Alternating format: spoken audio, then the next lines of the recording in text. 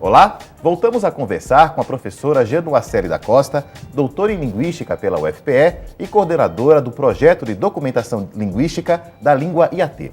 Professora, quer dizer que essas línguas foram dizimadas. Em Alagoas, como é que foi esse cenário? Existe língua nativa em nosso estado ainda, de índios? Não existem línguas nativas e nem existem documentos. Por isso é muito difícil você pensar num resgate dessas línguas.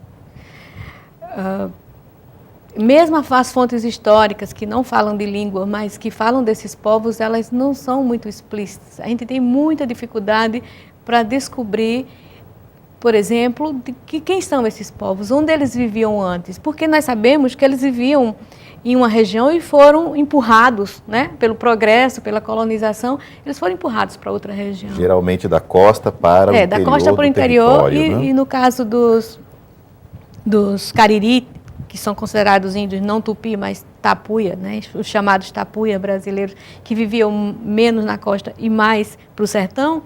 O que aconteceu com esses índios é que eles foram também aldeados em missões jesuíticas no princípio, quando os jesuítas começaram a catequese. Então você tem um grupo, por exemplo, Cariri Chocó, de Porto Real do Colégio.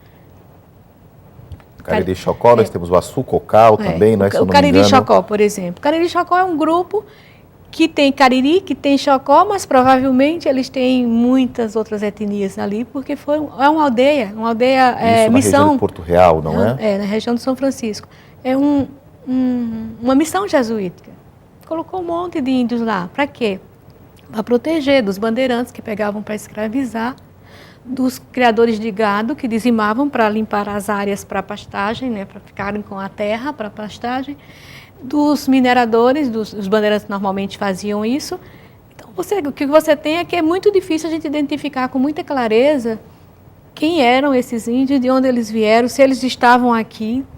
Enfim, é um trabalho muito grande que, infelizmente, ninguém está conseguindo dar conta. Que fica impossibilitado por essa falta de registro histórico, não é? Agora, essa visão de que os portugueses impunham a língua, não é? Essa não era a preocupação inicial do colonizador, não é isso? Não, os primeiros colonizadores, a preocupação deles era explorar, não é? Questão material mesmo. Né? Então, se eles conseguiam se comunicar com os índios, fosse falando uma mistura de português com uma língua mais falada na costa, que era onde eles chegavam primeiro, estava bom para eles. Não tinha essa preocupação de você não pode falar essa língua, não tinha essa imposição. Agora, os jesuítas também não fizeram muito isso. Os jesuítas se preocuparam muito em aprender o tupi, que era uma língua mais geral, mais falada, para catequizar.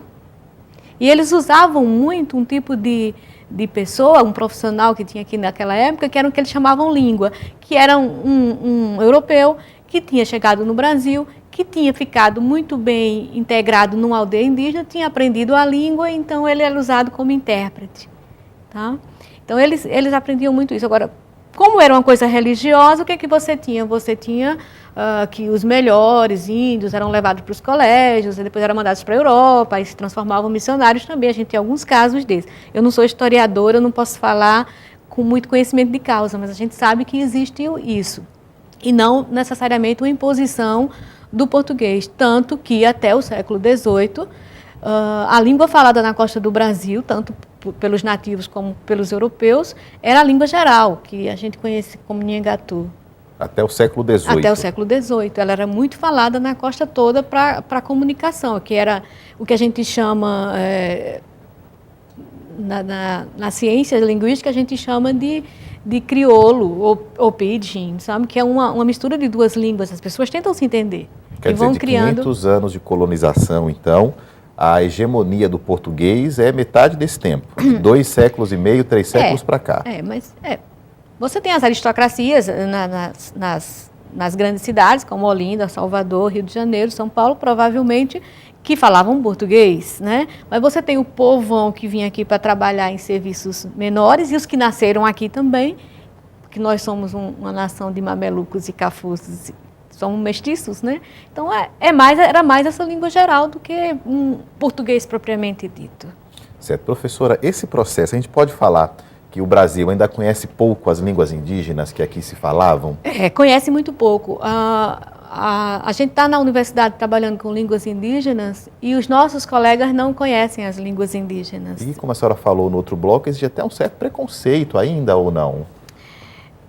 Nós somos exóticos, não é? Pesquisador de língua indígena é alguém exótico, é alguém que resolveu fazer alguma coisa à margem da... Convencionou-se que o índio é coisa para antropólogo, não é?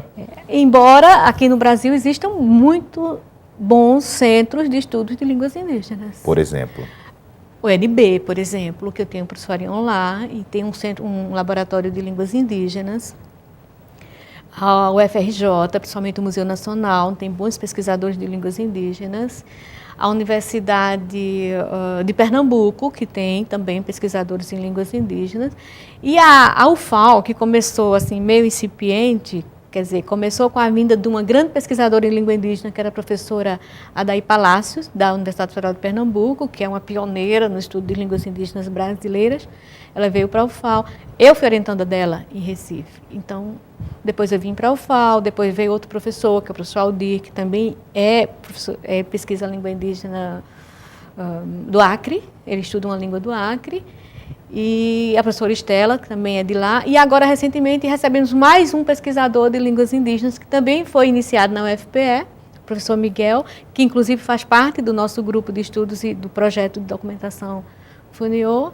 E nós temos ainda, na UFAL, uma orientanda de mestrado, estudando a língua, e nesse caso é muito interessante, porque ela é índia, ela é FUNIO, está fazendo mestrado. Lá de Águas Belas. Ela é de Águas Belas. E está estudando a própria língua, ela está ali. E, enfim, e temos vários outros trabalhos. Então, eu acho que a UFAL hoje em dia também desponta como um centro de pesquisa em línguas indígenas. Mas você tem muita gente por aí. O Pará, Amazonas também tem pesquisadores em línguas indígenas. No Mato Grosso, a Universidade de Três Lagoas também. Também desenvolve estudos, né? Professora, vamos fazer um pequeno intervalo. Não saia daí, porque o Conhecer volta já já, com mais um pouquinho da professora Januacely da Costa falando sobre esse estudo das línguas indígenas. Não saia daí, o Conhecer volta já.